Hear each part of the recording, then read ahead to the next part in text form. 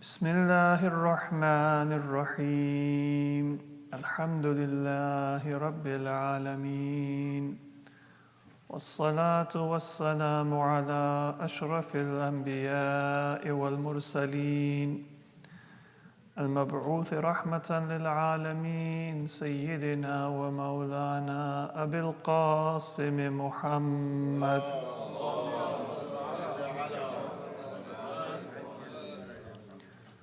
وعلى أهل بيته الطيبين الطاهرين وعلى أصحابه المنتجبين أما بعد السلام عليكم ورحمة الله وبركاته.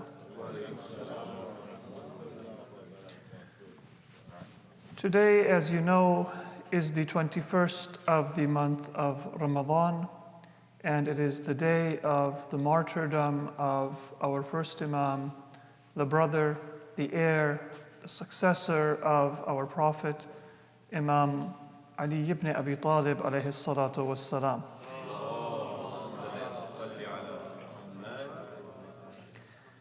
In addition to being a day of grief and mourning, it is also a day of reflection and for us to make a commitment to Allah and to His Prophet and to Imam Ali that we will be loyal to their teachings, their guidance, and that we will continue the path that was established by our Prophet and Imam Ali and Ahlul Bayt, and that we will live our lives according to their values. That is one of the best ways that we can give thanks to Allah for recognizing who are our Imams, and that we can show our gratitude for the sacrifices they made in order to offer us guidance, in order to teach us how to live the life of a true Muslim and an elevated spiritual life in a world that is filled with so much materialism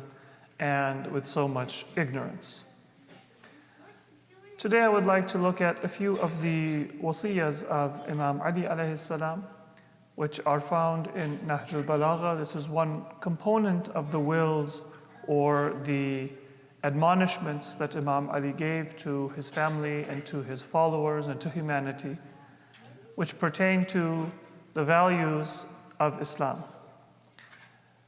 Some of these have been quoted in different sources, and they are quoted sometimes partially or with different parts being mentioned in less or in greater detail.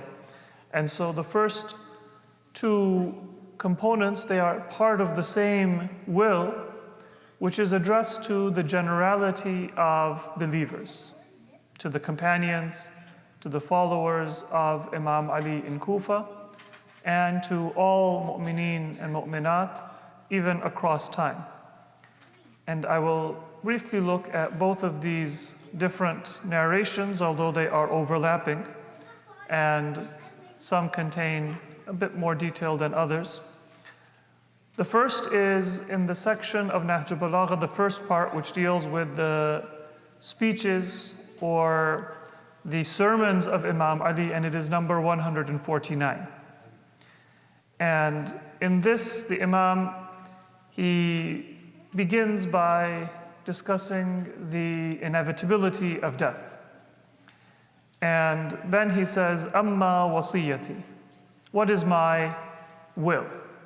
What is my parting advice? After Imam Ali has been struck by Ibn Muljam, after his lovers, his followers, they have come with tears in their eyes, worried about whether Imam Ali will survive or whether he will not. That is a time when the last thing on many people's mind is probably that Imam Ali is going to give them another of his beautiful sermons, which they were accustomed to. That was not only the mercy of Imam Ali to them, it was also like an ointment on their grief, to lessen the pain, to soothe the worry that they had for their Imam, that he showed them as if, just like before, when you would come to me, you would go back with some pearls of wisdom. Even now, although I am wounded, although I am injured, I am still going to impart guidance and wisdom to you. So the Imam says, Amma wasiyati, what is it that I am going to advise you? فَاللَّهَ لَا تُشْرِكُوا بِهِ شَيْئًا. First, my will is that you remember Allah and don't ascribe any partners to Allah. And this might seem to us like something very obvious. We are Muslims. We are not tempted to worship idols. We are not tempted to bow down before any kind of false god. But the Imam is also speaking to an audience of Muslims. And the reminder is there because, first of all, belief and worship of Allah is the foundation of our identity and our lives. And so we affirm that with our words and with our actions. But also because even Muslims are susceptible to forms of shirk.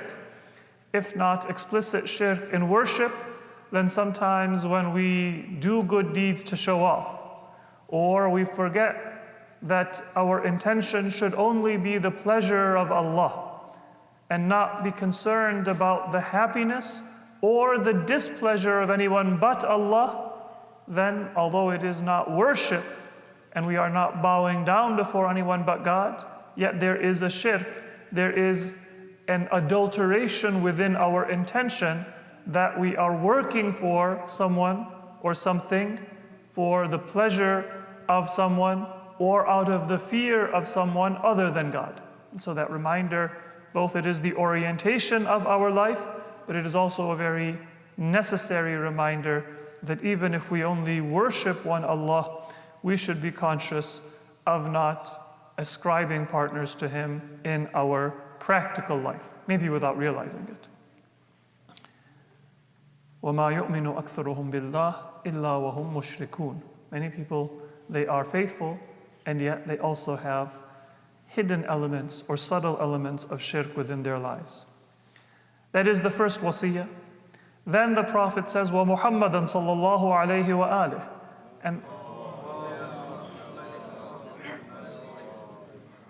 And then the second part of my will is with respect to the Prophet. فَلَا تُضَيِّعُوا سُنَّتَهُ. Do not let his practice and his sunnah be squandered or be wasted in your midst. If we are the Shia of Ahlul Bayt, then we should be the most concerned with and the most careful about honoring the sunnah and the practice of the Prophet. And in fact, Ahlul Bayt, they are our guides towards the sunnah of the Prophet. Their message and their leadership, it points us towards God, it points us towards the Prophet. أَقِيمُوا هَذَيْنِ الْعَمُودَيْنِ. These are the two pillars upon which the edifice, the building of your religion is going to be established. So the Imam says, keep these two pillars upright. وَأَوْقِدُوا هَذَيْنِ الْمِصْبَاحَيْنِ. And light these two lamps, because this is what is going to show you the path, is going to illuminate in the darkness that we see in the world what is the right way to live. وَخَلَاكُمْ ذَمْ. And then you will be free of any blame. Then the Imam says that وَأَنَا الْيَوْمَ عِبْرَةٌ لَكُمْ وَغَدًا مُفَارِقُكُمْ. أنا بالأمس صاحبكم واليوم مفارقكم واليوم عبرة لكم وغدا مفارقكم. Yesterday I was your companion. Yesterday we would be together. Today I am a lesson for you. I am an ibrah to you. Tomorrow I will depart you. Here the Imam is both subtly informing them that his death is near, but also he is giving a lesson for all human beings that those companions that we spent our time with, whose presence, whose personality we may have enjoyed, that is going to be a temporary company, no matter how much we may wish it to last forever, no matter how much benefit or how much pleasure we may derive from their company. Anyone who was a sahib yesterday, then at one point they will depart. And the Imam says that my current wound and mortality, that injury and that weakness, the impending death, that is a lesson to you that no one is going to live forever no matter what we might wish. Tomorrow the Imam says that I will be no longer among your midst. غَفَرَ اللَّهُ لِي وَلَكُمْ. Then the Imam, he gives a very beautiful instance of his forgiveness and his mercy. He says that if I am to be assassinated, to be martyred because of this injury, then I am the one who is going to either punish or forgive. And the Imam, he advises his followers, his companions, to prioritize forgiveness. Now, the crime of Ibn Muljam was unforgivable, and it should not have been forgiven. But the reminder of Imam Ali is to say that even at that time of such grievous injury, the Imam is not automatically going to punish. But rather, if he punishes, it is because that is what is more just and more right in order to eliminate oppression, to prevent a criminal from committing further crimes. Imam Ali is not saying to forgive even when it is going to strengthen or enable an oppressor. That might give you the psychological feeling that you have taken the higher road, but it might do more damage towards society. What the Imam is reminding us is that even at the height of your anger, even when your anger is justified, don't remove mercy from your heart. Think and consider and see, is punishment better or is forgiveness better? And make that decision not based on your own desire for revenge, even if it is justified, but base it on what is going to be better in the eyes of Allah and in establishing what is right in Islam. The conclusion of this part of the wasiyah is where Imam Ali, he says, غَدًا تَرَوْنَ أَيَّامِي وَيُكْشَفُ لَكُمْ عَنْ سَرَائِرِي وَتَعْرِفُونَنِي بَعْدَ خُلُوِّ مَكَانِي وَقِيَامِ غَيْرِي مَقَامِي. You will not be able to appreciate who is Imam Ali in the time of Imam Ali. And the Imam tells his companions this, that if you are present, then you might see a great deal of hardship, a great deal of rumors, a great deal of chaos. And there are people who will say that Imam Ali, na'udhu billah, was not an effective ruler. There wasn't stability, there wasn't, the kind of comfort and luxury that we would want in life. The Imam says that you are not going to be able to appreciate the wisdom and the reason for my guidance and my decisions in my own time. Because Imam Ali was not just ruling for that almost 5-year period where he was in Kufa with his companions. He was ruling for all of history and all of humanity to establish principles of what creates long-term stability within society. And that long-term stability comes from a society to know what is right and to be willing to sacrifice for what is just and what is right. Even if that means hardship in the short term, but it will bring the desired result, and it will bring even the prosperity and the stability that people desire over the long term. And so Imam Ali, he hints at that reality. He says, غَدًا تَرَوْنَ أَيَّامِي. Today, maybe you are caught up in the chaos and in the false rumors that Muawiyah and his agents are spreading throughout the Muslim world and even in Kufa. But tomorrow you will look back on my days. وَيُكْشَفُ لَكُمْ عَنْ سَرَائِرِي. And after you have experienced Muawiyah, and then Yazid, and then Marwan and Abdul Malik, and the tyranny of Hajjaj and Ziyad ibn Abi, and then Ubaidullah ibn Ziyad, then you will appreciate what was the wisdom of Imam Ali saying, stand up, sacrifice, fight, defend yourselves, even if it means a loss of property and a loss of life or injury to yourselves. Because if you do not stand up now for what is right, the injury to your own faith and to your own livelihoods and to your rights will be greater, and it will last for many generations. The Imam says that tomorrow you will see. And those things that are hidden from you, that are sara'ir, they will become clear to you. You will recognize me most after my place is empty. بَعْدَ خُلُوِّ مَكَانِي.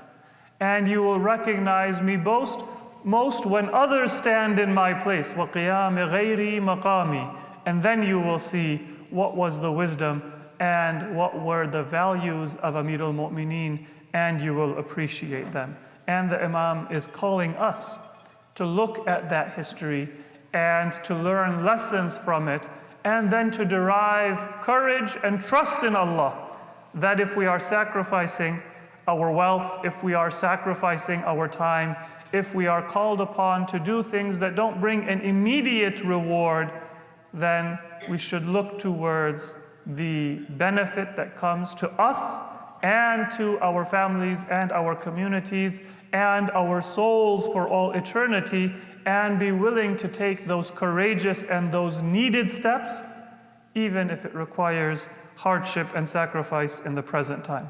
Sallu ala Muhammad wa ali Muhammad.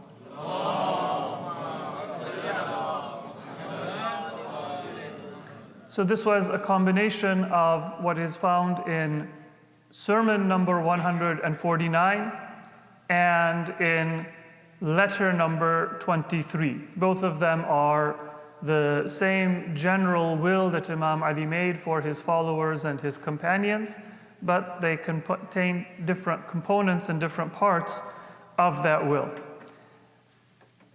With regard to forgiveness, the words of the Imam, he says, "In abqa fa ana waliyu dami." If I survive, then I will make the decision about my own blood and the injury that was done to me, how should it be dealt with. وَإِنْ أَفْنَى فَالْفَنَاءُ مِيعَادِي. And if I die, then I was destined to die. That is the promise of my Lord, that I am going to leave this world. It is a tragedy, but it is also a truth that applies to every human being. It doesn't mean that something took place which was not going to take place sooner or later. وَإِنْ أَعْفُوا فَالْعَفْوُ لِي قُرْبَةٌ وَهُوَ لَكُمْ حَسَنًا. If I forgive, Imam is speaking of Ibn Muljam. If I forgive, فَالْعَفْوُ لِي قُرْبَةٌ, then forgiveness is something that brings me closer to God. Think of somebody that you have not forgiven. Think of a grudge that you have in your heart. Somebody who betrayed your trust. Somebody who embarrassed you. Somebody who caused you financial loss. Maybe a family member that you counted on and let you down. All of us, we have examples of people that we say, I'll forgive everybody, but this one is hard. And then imagine, is it a greater damage that they did to you than Ibn Muljam did to Imam Ali and to Ahlul Bayt and to the Muslims and to all of humanity? And even here, Imam Ali says that فَالْعَفْوُ لِي قُرْبَةٌ. Forgiveness from my end, because it was my life that was brought to an end by that assassin's blow, that is a form of seeking proximity to Allah.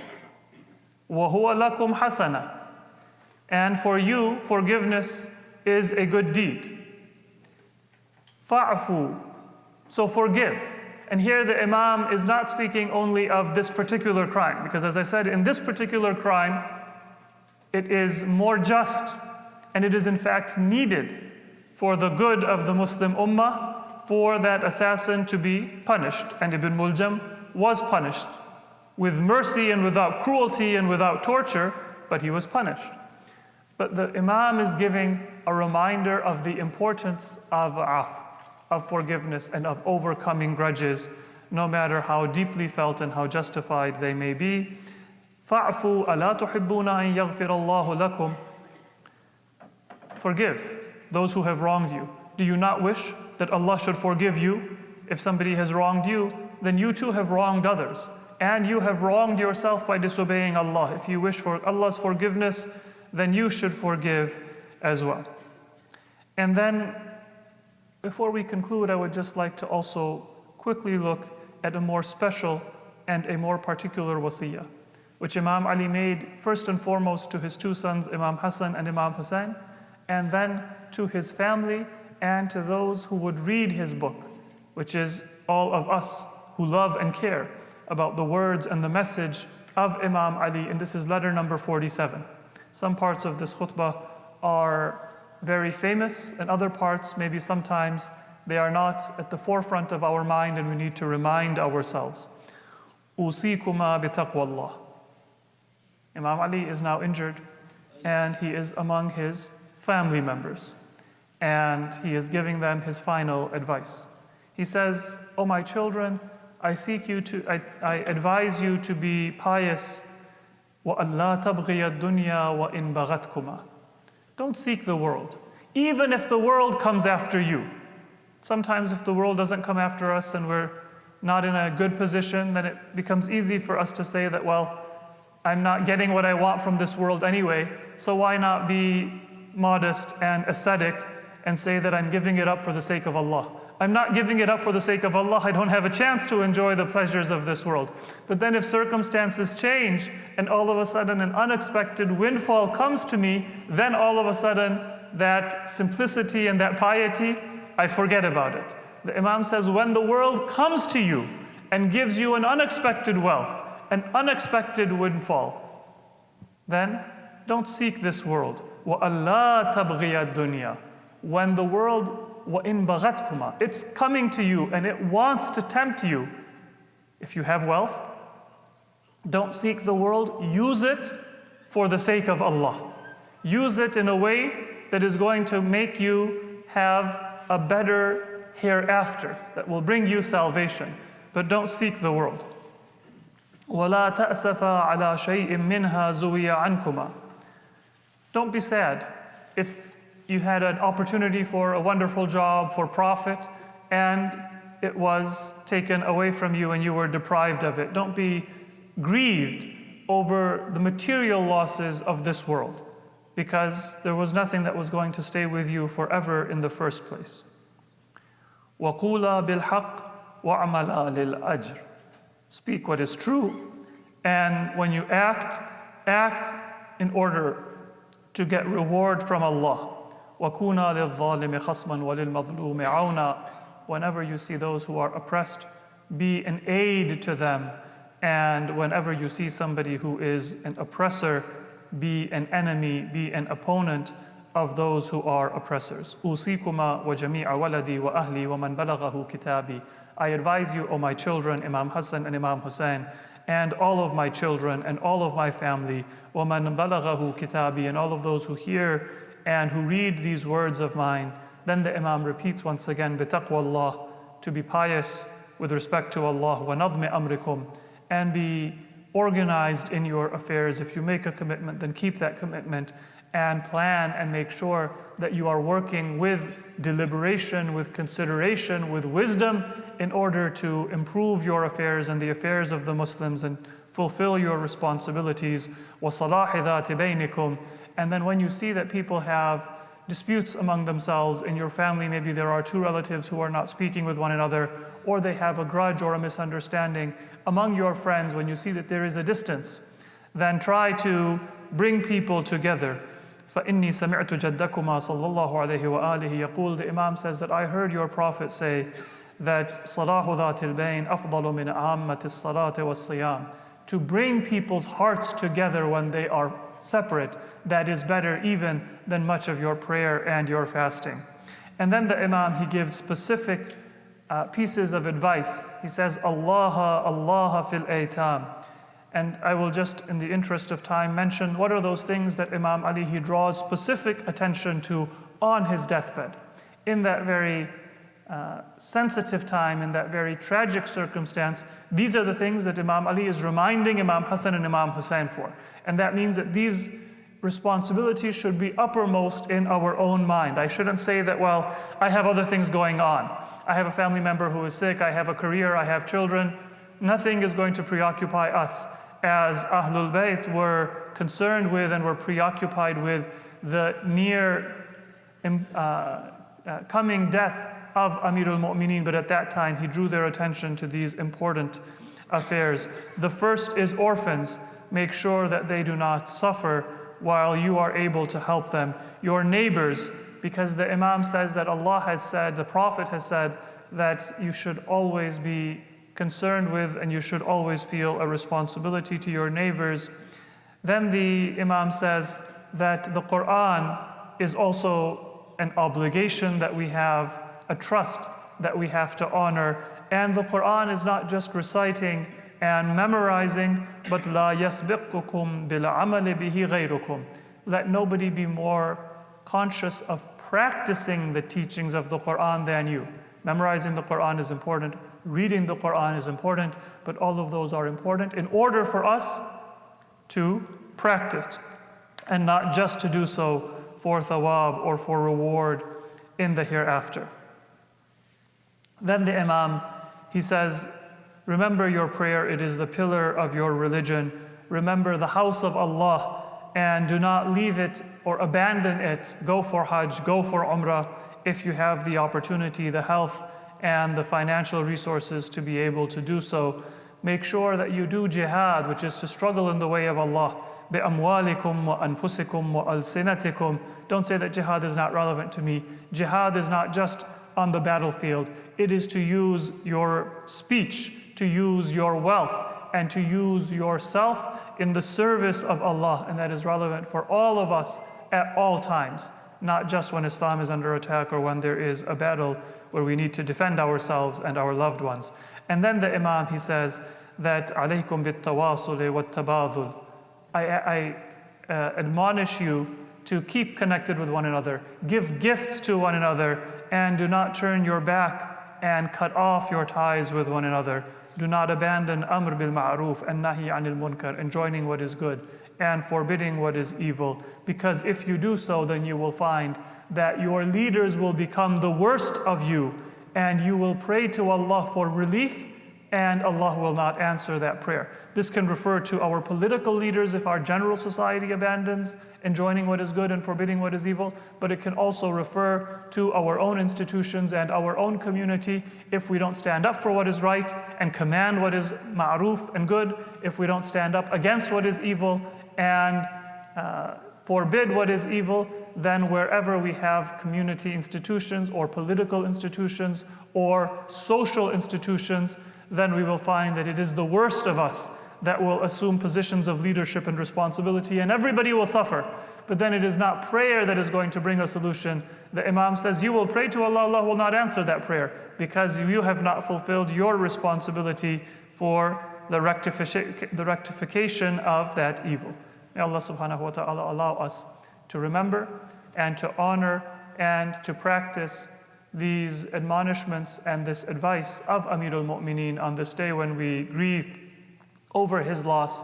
May we keep alive the memory, and may we keep alive the practices and the teachings of Imam Ali and Ahlul Bayt. Bismillahir Rahmanir Rahim. Inna a'tainaka al-kawthar fasalli li rabbika wanhar. Inna shani'aka huwa al-abtar. Sallu ala Muhammad wa ali Muhammad.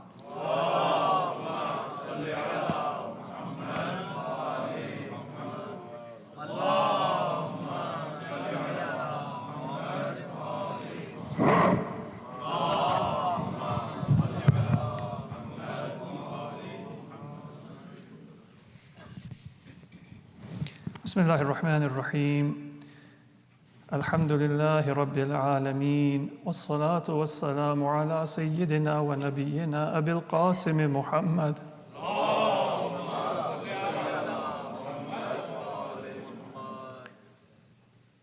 وعلى محمد سيده ورسوله وعلى علي أمير المؤمنين وعلى فاطمة الزهراء وعلى الحسن والحسين وعلي بن الحسين ومحمد بن علي وجعفر بن محمد وموسى بن جعفر وعلي بن موسى ومحمد بن علي وعلي بن محمد والحسن بن علي والحجة بن الحسن القائم المهدي صلوات الله عليهم أجمعين.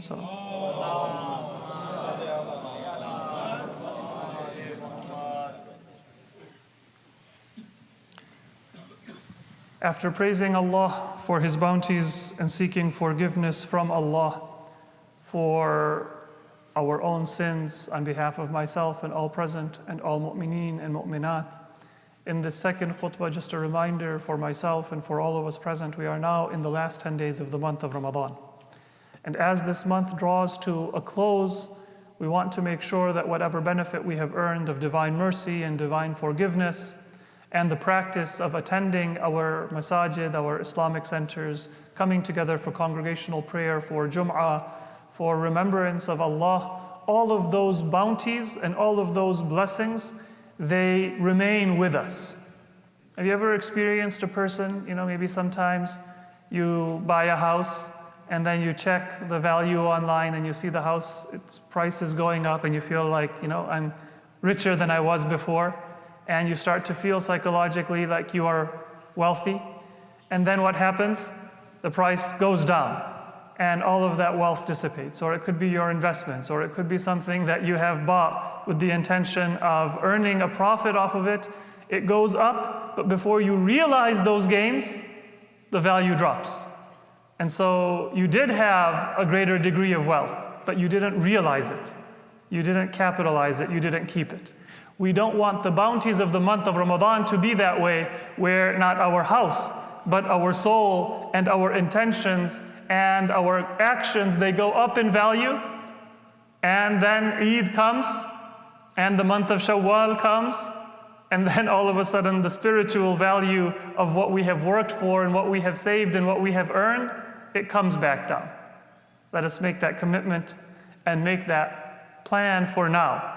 This is the month of Ramadan. Right now, our asset, inshallah, is appreciating because the gates of mercy are open. Forgiveness is available to all of us. But we don't want that house that we are building, not in this world that we will check the value of on Zillow, but rather the house that we are building for the hereafter, where we will see the reward and we will see the reality of it after death. We don't want that to go up in value and then come back down. So make a plan for us to keep it, to be present, to continue those good habits that we have learned and to build upon them so that inshallah our spiritual capital continually increases. We achieve the best of this world and the best of the hereafter. Bismillahir Rahmanir Rahim. إن الله يأمر بالعدل والإحسان وإيتاء ذي القربى وينهى عن الفحشاء والمنكر والبغي يعظكم لعلكم تذكرون صلوا على محمد وآل محمد.